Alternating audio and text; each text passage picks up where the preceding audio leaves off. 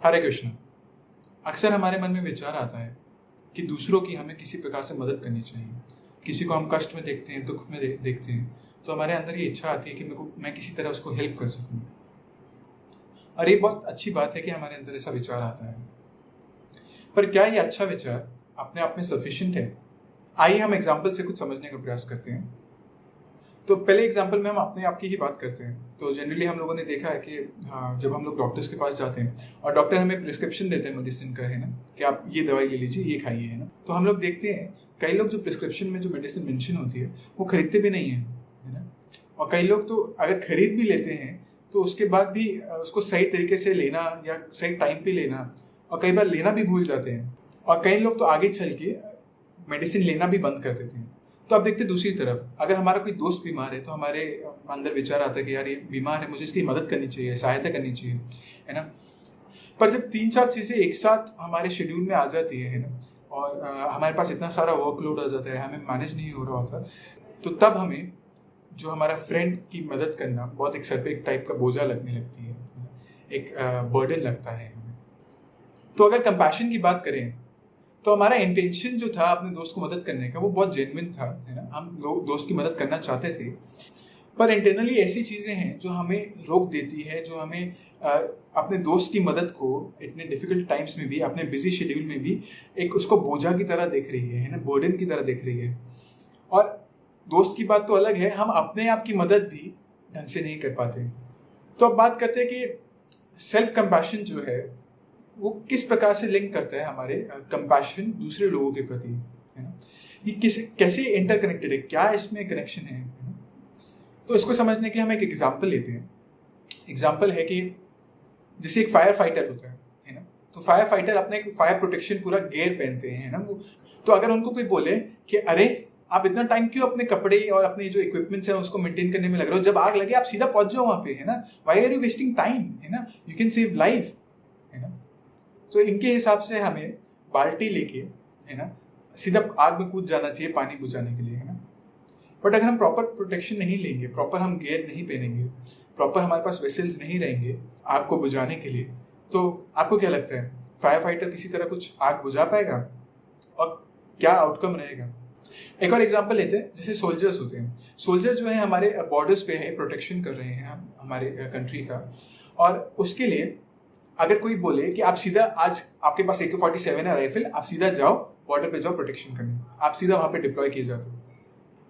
पर आप देखते हैं कि आर्मी में जब कोई भी व्यक्ति भर्ती होता है तो सबसे पहले उसको बॉर्डर पे नहीं भेजा जाता, उसे ट्रेनिंग दिया जाता है, उसे गन चलाना सिखाया जाता है, उसे बुलेट से कैसे बचना है वो सिखाया जाता है, उसे अलग अलग प्रकार की सिचुएशंस को कैसे हैंडल करना है और उससे कैसे बाहर आना है वो सिखाया जाता है। क्यों? कोई पूछेगा क्या पर्पस है इसका? तो फायर फाइटर की पोजीशन में और सोल्जर की पोजीशन में दोनों में ये सेम है कि व्यक्ति जो है पर्पस भी अचीव कर जाए और सेम टाइम खुद भी सर्वाइव करके बाहर आ सके, है ना। तो कहने का मतलब है हमें अपने ऊपर भी टाइम देना चाहिए, अपने इक्विपमेंट्स को, अपने प्रोटेक्शन के लिए, अपने पर्सनल ग्रोथ के लिए, पर्सनल नरिशमेंट के लिए, पर्सनल सेल्फ डेवलपमेंट के लिए हमें टाइम देना चाहिए, और हमें दूसरों लोगों की भी साथ में साइमल्टेनियसली हेल्प करनी चाहिए। ये सेम टीचिंग भगवद गीता में भगवान कृष्ण अर्जुन को बताते हैं, चैप्टर नंबर 6 वर्स नंबर 32 में, कि Krishna tells Arjuna that he is a perfect yogi who by comparison of his own self sees the true equality of all beings in both their happiness and their distress, ओ अर्जुना। तो भगवद गीता में भगवान अर्जुन को यही बता रहे हैं कि एक परफेक्ट स्टेज में जो योगी है ना, एक जो परफेक्ट योगी है वो दूसरों के दुख और खुशी को अपने साथ रिलेट कर पाता है ना, और उनको हेल्प करना, उनके लिए कंसर्न आता है कि कैसे वो उनको बेस्ट चीज जो है दे सके योगी। दैट योगी, वो स्टेज जो है एक योगी की, that is known as the perfect stage of yoga in Ashtanga yoga, है ना। क्योंकि ये अष्टांग योग का चैप्टर है, भगवान इसमें अष्टांग योग के बारे में डिस्क्राइब कर रहे हैं। तो भगवान चालू इसमें ऐसे करते हैं कि जो योगी है वो वर्स नंबर 10 में बताते हैं भगवान कि योगी जो है वो एक पहले first of all secluded place में जाता है और वो अपनी योगा जो स्पिरिचुअल प्रैक्टिस है वो प्रैक्टिस करना चालू करता है ना। एंड देन जब वो अपने मेच्योर स्टेज में आ जाता है, जब वो परफेक्ट स्टेज में जब वो आ जाता है, then he comes out to help out people outside, है ना, वो रिलेट कर पाता है कि लोग कितने डिस्ट्रेस में हैं, कितनी मिजरीज में हैं, कितनी एंग्जाइटीज में हैं, और उनको वो बेस्ट सोल्यूशन जो अपने उसने स्पिरिचुअल प्रैक्टिस से रियलाइज किया है, जो स्पिरिचुअल ब्लिस उसने एक्सपीरियंस किया है, वो लोगों के साथ शेयर करना चाहता है ना। तो क्या इसका मतलब ये है कि मैं ये बोल रहा हूँ कि आप सेक्लूडेड प्लेस में चले जाइए? नहीं, हम में से ज़्यादातर पॉपुलेशन जो है, हम लोग सेक्लूडेड प्लेस में नहीं जा सकते। हम सबकी लाइफ जो है इन सिटीज, टाउन्स और विलेजेस में हमारी बसी हुई है, हम लोग बाहर नहीं जा सकते हैं ना। तो हमें क्या करना चाहिए, हमारे लिए क्या पॉसिबल है, हमारे लिए क्या सोल्यूशन है भगवद गीता में?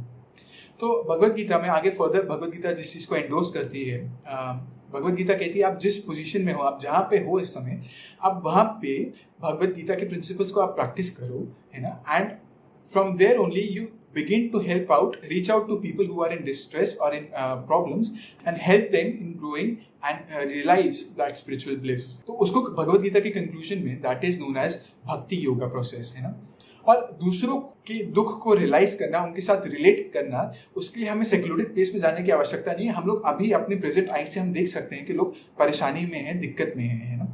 सो भक्ति yoga process is practicing spirituality or mindfulness wherever we are right now, and we should help out or reach out to others, है ना, who are in distress, है ना। तो इसको एक एग्जांपल से समझते हैं। आप लोगों ने एक्सपीरियंस किया होगा कि जैसे इंडिया में कई जगह पे होती है ना सिंगल लाइन रोड्स होती हैं, है ना। और उन सिंगल लाइन रोड्स पे क्या रहता है कि कई बार जब उनको रिपेयर करना होता है तो गवर्नमेंट जो है वो रोड को ब्लॉक कर देती है। तो जैसे ही रिपेयर का थोड़ा सा काम खुलता है ना, थोड़ा सा लाइन जो है रिपेयर हो जाती है, तो गवर्नमेंट पूरा रोड क्लियर नहीं कर देती, उतना थोड़ा सा पोर्शन क्लियर कर देती है ना।